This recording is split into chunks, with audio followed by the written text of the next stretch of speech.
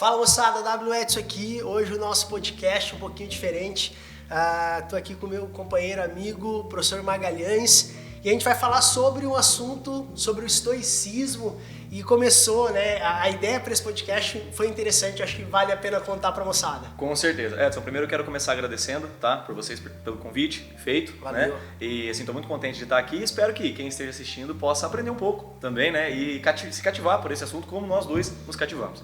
E a história que levou a esse podcast, ela foi uma coisa um tanto quanto engraçada. Há algumas semanas eu fiquei doente, e eu fiquei doente numa semana de revisão de provas, né? E um primeiro ano do ensino médio teria provas e um dos conteúdos ali era estoicismo, né? Nas escolas helênicas, né? Epicuristas, estoicos, cínicos e céticos.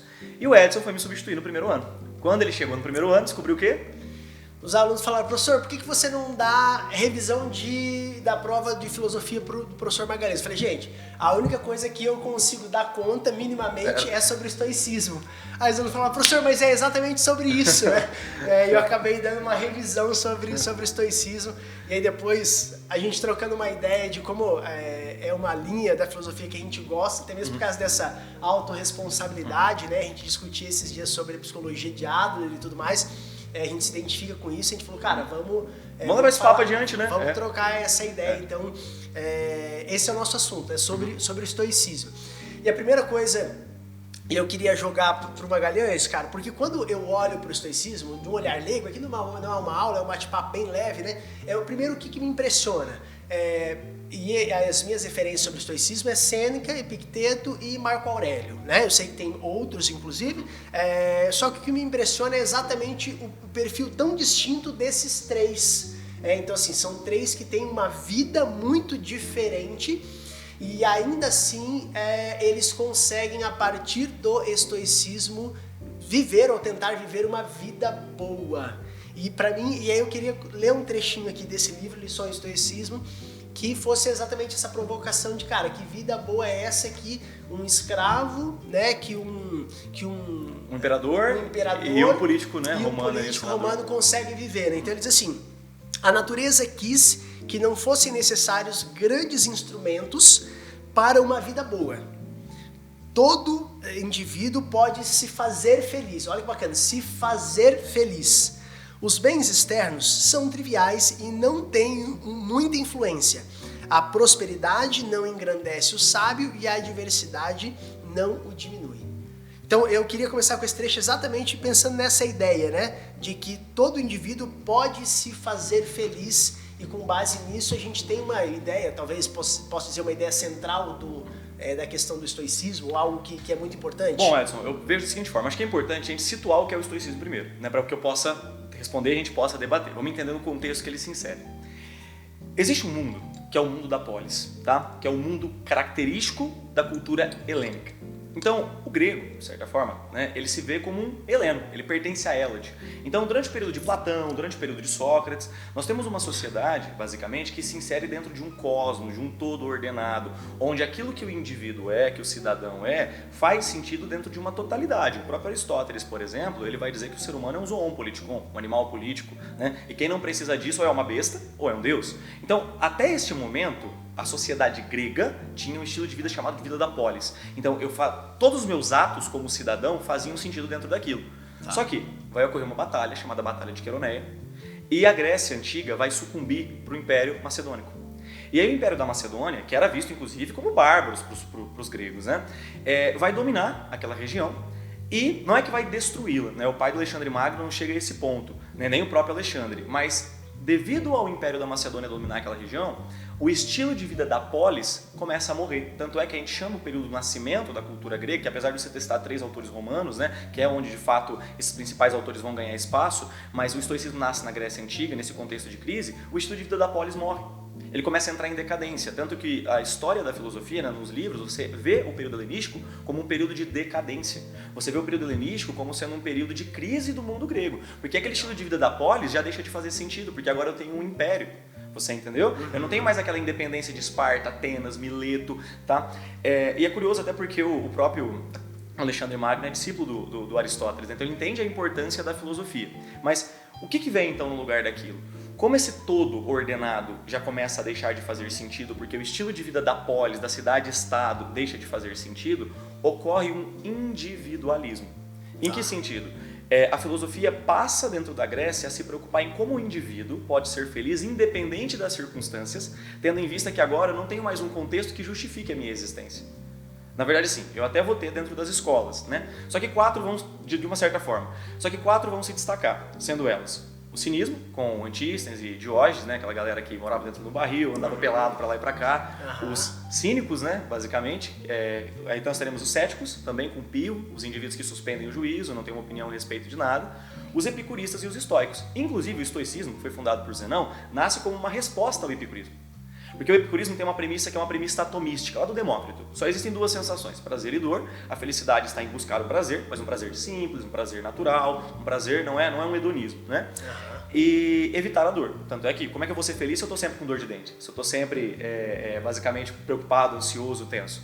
Só que os estoicos, né, como Zenão ele não era grego, ele não era ateniense, ele basicamente ele não tinha um local fixo para dar aulas, ele chega ali naquela região, que já está em decadência, começa a ter contato com várias filosofias e se opõe a dos epicuristas. Porque assim, apesar de ter muitos pontos de concordância em relação ao estado de paz de espírito e coisas do tipo, os estoicos eles negam essa noção, apesar de serem também materialistas, de que a felicidade está no prazer.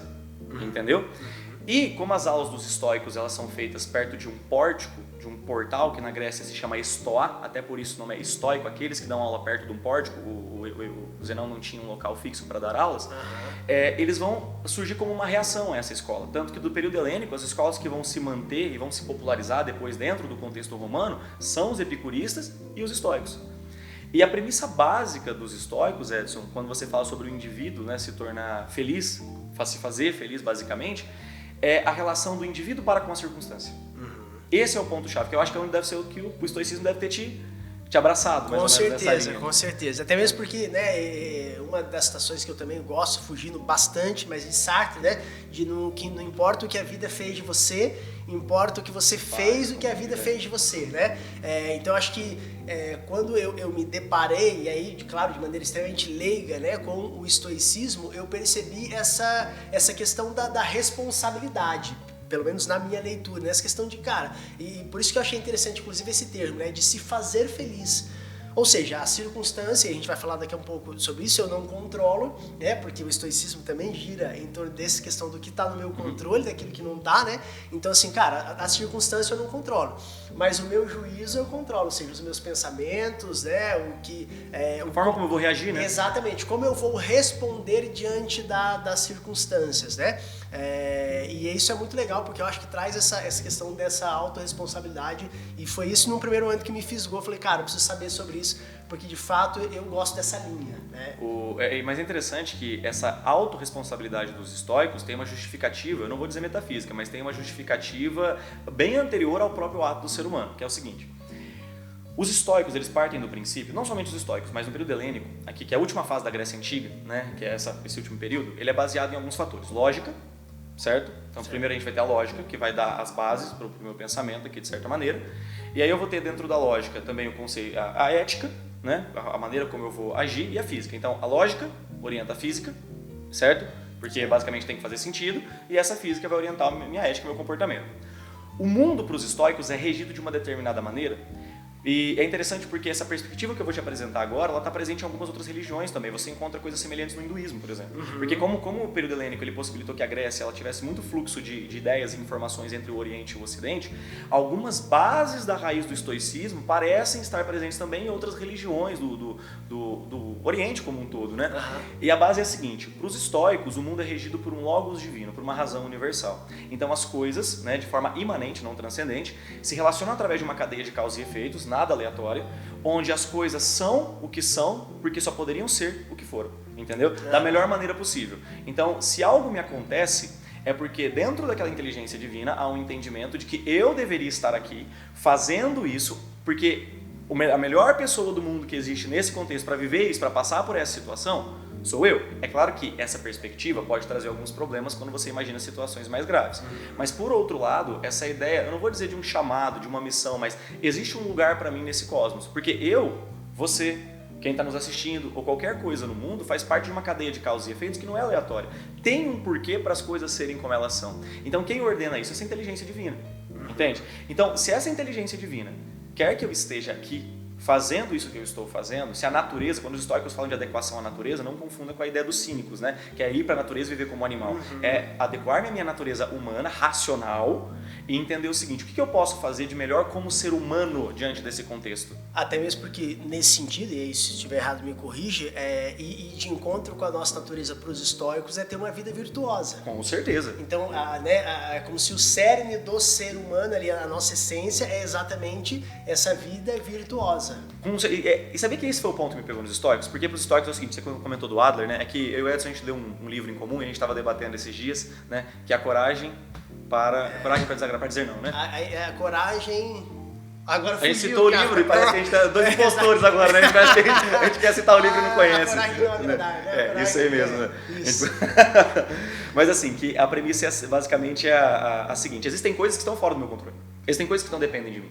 Só que isso me faz entender também o seguinte: se existem coisas que estão fora do meu controle, existem coisas que estão no meu controle. E a essas coisas eu devo me atentar. O estoico, basicamente, você pega para ver dentro dessa trinca, que são os mais famosos, né? O Sêneca, o Marco Aurélio e o Epiteto, mas você vai ter o Rúfulo, você vai ter o Crátilo também, que são autores menores ali dentro daquele contexto, mas todos seguem numa linha, independente dos autores citados, que é o seguinte: existem coisas que estão sob o meu poder de ação e eu devo fazer algo sobre isso. Por exemplo, para vir para cá, eu peguei trânsito. Eu tenho que pensar o seguinte: beleza, o carro do indivíduo que está à minha frente está ali, ok, ele está ali, talvez vai me atrasar, talvez não, mas o que estava sob o meu poder de ação? Sair mais cedo de casa?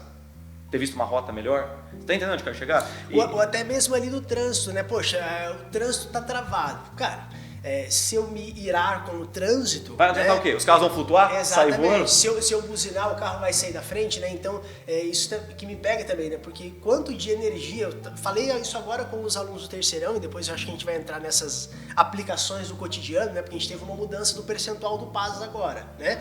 Para os alunos e tal. Então, assim, eu digo isso para o aluno: quanto de energia você vai colocar nisso? Exatamente nesse sentido. O percentual não foi você que decidiu e não vai alterar. Mas onde você vai colocar energia a partir disso, que é exatamente o quê? O que você controla. Né? Então, a partir de agora, você continua focado em relação aos teus estudos, ou você fica olhando para esse percentual e dizendo: é injusto, bem na minha vez, não sei o quê. E a questão é a seguinte: ficar reclamando não vai mudar o fato de que as coisas vão continuar sendo como são. Aí eu me frustro com algo que eu não tenho controle. Por exemplo, eu posso me esforçar para ser alguém, sei lá, educado, simpático com alguém. Mas se o outro vai me ver como alguém assim, tá fora do meu controle. Entendeu? Eu posso ser alguém que vai ser gentil, mas se o outro não aceitar essa gentileza, ou ele não for gentil também, tá fora do meu controle. Eu não consigo controlar a opinião dos outros, eu não consigo controlar as estações, entende? E aí gastar energia com o que está sob o nosso controle, além de aumentar o nosso rendimento, é efetivo, porque gastar energia com uma coisa que está fora do meu controle não é efetivo. E outra, é muito confortável pra gente como ser humano se sentir a vítima, o injusto da situação, tipo, a culpa não é minha, não, eu não tenho nenhum poder de ação, a culpa é da banca, a culpa é do outro, sabe? Então o estoico, quando ele chama essa autorresponsabilidade, o que ele está querendo dizer? Olha, existe algo que você pode fazer e faça, se dedique àquilo. Entendeu? Porque essa é a tua centelha do universo. No hinduísmo, né, nós temos duas características, né? Que é o Dharma e o Karma. O Dharma é o braço de Deus estendido sobre a humanidade, e o Karma é quando eu tento sair desse caminho. Só que o que acontece? Sempre que eu tento sair do Dharma, o que vai acontecer? O que a gente chama de Karma, na verdade, de forma ocidental, entendido de uma forma bem até errada mesmo.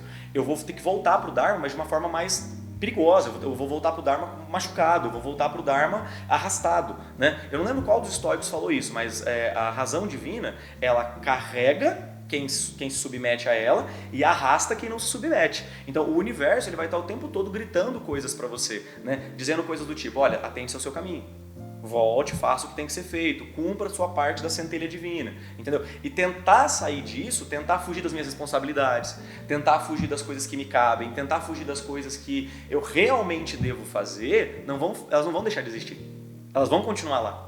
Entendeu? E o universo, essa inteligência divina para os estoicos, vai fazer questão de lembrar você sempre: olha, aquilo lá está lá, você precisa fazer alguma coisa, entendeu? E isso é uma coisa muito interessante, você não acha? Sim. Porque é necessário saber que é preciso gastar as forças onde é preciso gastar as forças. Entende? E quando eu entrei em contato com essas coisas, basicamente, eu até lembrei de um trecho que eu deixei separado, acho que é o momento de eu fazer uma leitura dele, que o Epiteto, tá? Epiteto, que por sinal, né, que o Edson comentou, era um escravo analfabeto, né? Que certa vez o mestre dele, cansado dessas histórias dele, começou a pegar a perna dele, torcer, e ele calmamente respondia, né? Vai quebrar. Até que de repente quebra e ele com toda a calma responde: eu não disse pra você que quebraria. No sentido de que esse cara chegou num nível de aceitação, de ação, porque quando eu digo aceitação dos estoicos, não é uma aceitação passiva.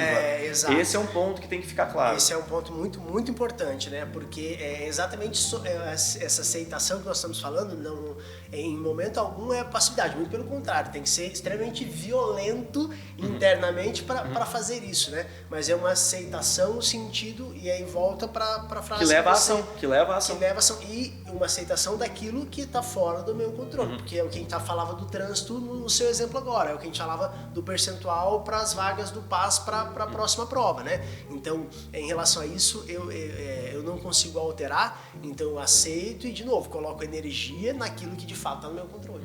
E isso faz com que você entenda melhor o que clicar, o que você tem que fazer. Aí tem um trechinho aqui que eu gostaria de ler, que é um trechinho até, ele pode dar uma interpretação perigosa, mas para mim ele tem uma interpretação muito profunda, que é o seguinte: se assumes um papel além da tua capacidade, tanto te desonrarás nisso, quanto deixarás de lado o papel que poderias desempenhar. Aí você fala, caramba, o Epiteto está dizendo que as pessoas elas são limitadas, as pessoas não podem ir além, as pessoas não podem se superar, mas é aí que chega o ponto. Quando eu entendo o que eu tenho que fazer e eu me coloco nessa função e eu a desempenho bem, talvez ela seja pré-requisito para que eu possa dar o próximo passo. Só que se eu não dou esse primeiro passo, eu quero chegar só no objetivo final, por exemplo, é claro que eu vou me frustrar, é claro que eu vou me desonrar. Pô, para pensar, você dá aula há quanto tempo? 20 anos. Para você chegar no nível que você chegou hoje, foi quanto tempo de tablado? Quantos pós de giz no peito? Para ter o nível de excelência que você tem hoje. Você está entendendo? Aí o que acontece? Foi necessário cometer erros, foi necessário errar, foi necessário falhar, frustrar, para que o nível de excelência pudesse chegar. Mas você entendeu, neste momento este é o meu lugar. Ele não vai ser o meu lugar para sempre, mas agora esta é a minha função. Porque às vezes a gente tem uma mania, né, muito grande, assim, de ter sonhos muito grandiosos, assim, né? A gente só quer coisas grandes, né? A gente quer a casa inteira pronta, mas não quer o tijolinho, né? O passo a passo. E quando eu li esse trecho do Epiteto, cara, eu falei que realmente, porque sabe, se nesse momento eu posso até ter um sonho, um objetivo, ele vai se realizar daqui 10 ou 15 anos, mas talvez esses sonhos e objetivos, eles começam nesse passo a passo agora. Se eu tentar dar esse passo grande demais, sem me preparar, sem me esforçar, trazendo para a realidade dos nossos estudantes, eu tenho um sonho de um determinado curso, mas se eu não sentar todo dia, resolver questão, e prestar atenção em aula, e viver o dia a dia, entender o meu lugar, entender o meu papel, é necessário essa autorresponsabilização. Sim. E é legal, você falou sobre isso, né, sobre esse 20 anos de tablado, e eu esses dias falei para os alunos, no dia da minha revisão sobre o estoicismo, para a primeira série A, eu falava para eles, e eu falei, vou dar um exemplo prático. Quando eu comecei a dar aula de matemática, eu lembro que em algumas situações eu entrava e os alunos eles falavam, nossa, aula de matemática, né, e fazia aquela cara de quem comeu e não gostou. E olha que engraçado, como eu estava no começo da profissão, e com uma certa maturidade até de vida, eu relacionava aquela fala à minha pessoa. Então eu me sentia frustrado em sala de aula por saber que tinha aluno que não queria que eu tivesse. E aí, de novo, voltando para o estoicismo, essa é uma frustração estéril, vamos dizer assim. Por quê? Porque é exatamente uma frustração diante de algo que eu não controlo.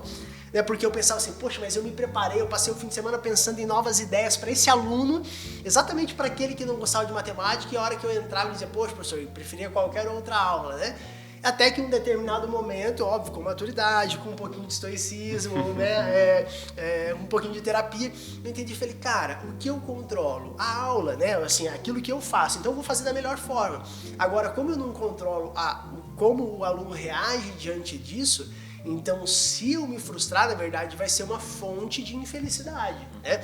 E aí eu usei exatamente esse exemplo em relação à aula, porque hoje eu entro em sala de aula, em algumas outras situações, de maneira muito mais leve. Exatamente por quê? Porque eu estou focado e colocando energia naquilo que eu controlo.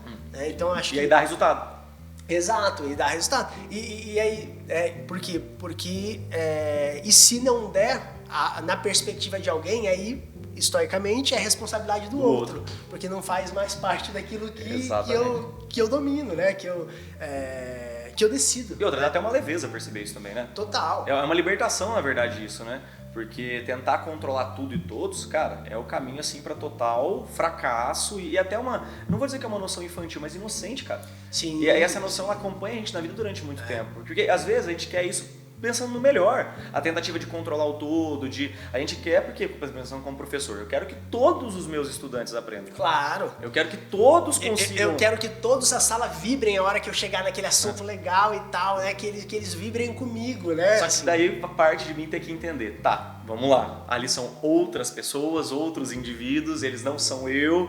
E aí quando você começa a entender, não é que você desiste, mas você começa a entender que existem situações que estão fora do seu controle e a vida é assim, é uma questão da vida, uma questão da existência. E cara, isso se aplica em tudo, não é só em sala de aula, é relacionamento, trabalho, é tudo, cara. Tudo na verdade. Exatamente. Até mesmo por isso que a gente também, né, paralelo a isso, discutia sobre a psicologia de Adler, né, fazendo um gancho desse outro livro, A Coragem de Não Agradar, exatamente por causa disso. E nós lemos, viu? Nós lemos esse livro aqui, ficou, vamos deixar bem claro. Exato. E o interessante exatamente ele vai dizer isso, cara, tenha coragem de não agradar, ou seja, você vai viver em algumas situações e que você vai ser desagradável. E é legal porque você falou uma coisa que de fato, né, como nós, e eu tenho discutido muito isso com as famílias, tá?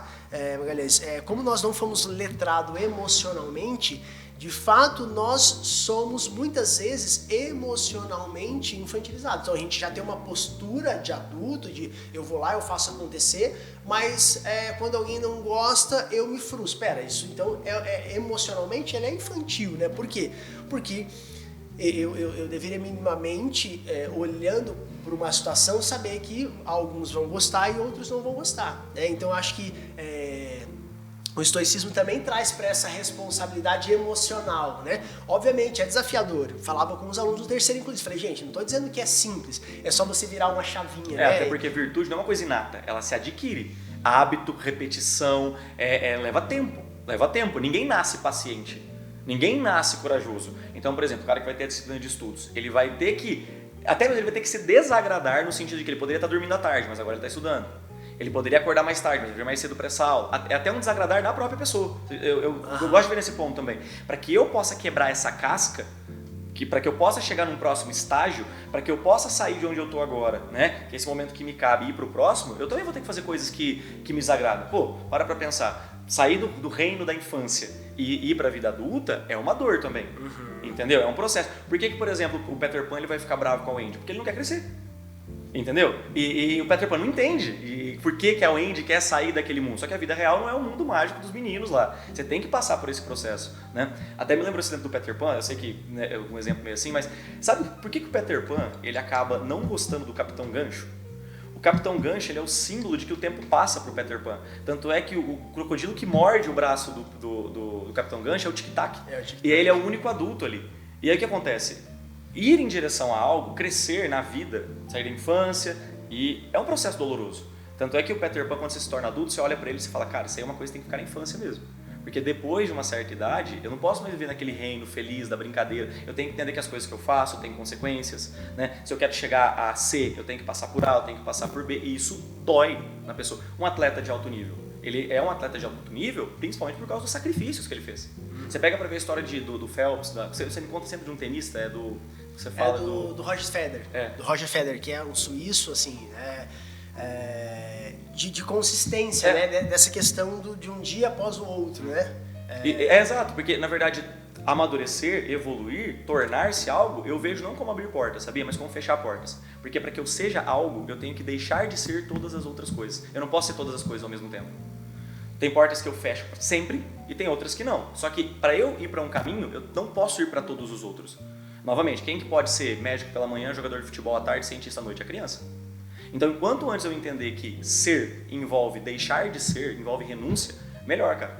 Melhor, mas dói pro indivíduo, dói. Nós vamos separar esse podcast em 2 episódios, porque a conversa está muito boa. Eu nem tinha reparado, cara, deu 25 minutos já. Tá muito, muito boa. A gente vai pro próximo episódio, mas para fechar esse episódio, cara, porque esse que você me falou sobre a questão das portas é algo muito, muito forte. Eu queria que você repetisse exatamente isso, para que a gente, de maneira mais madura, pudesse entender que de fato não é falar milhares de sims, mas a verdade é falar milhares de nãos para que seja um sim extremamente forte. Né? Então repete a frase que você disse das portas. Vamos lá, só vou já pedir desculpa de antemão que eu não lembro exatamente a frase que eu falei, é porque tem a ideia e sai ali, mas a ideia mais ou menos é a seguinte, que escolher na realidade é fechar portas, né? Porque eu tenho que, no momento de uma decisão, eu tenho que entender o seguinte, para que eu possa ser algo, eu não posso ser todas as outras coisas.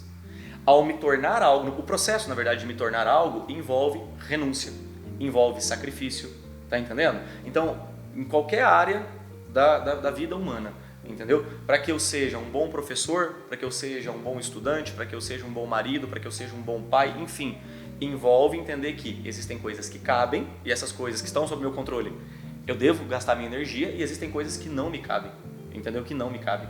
Porque, novamente, né? Quem acaba querendo fazer tudo, não faz nada. Não faz nada. Exatamente. Então é isso. Primeiro episódio sobre estoicismo. Fica aguardando que depois sai o segundo episódio, que a gente vai continuar essa conversa boa demais. Valeu. É isso aí. É isso aí. Um abraço, galera. Valeu. Tchau, tchau.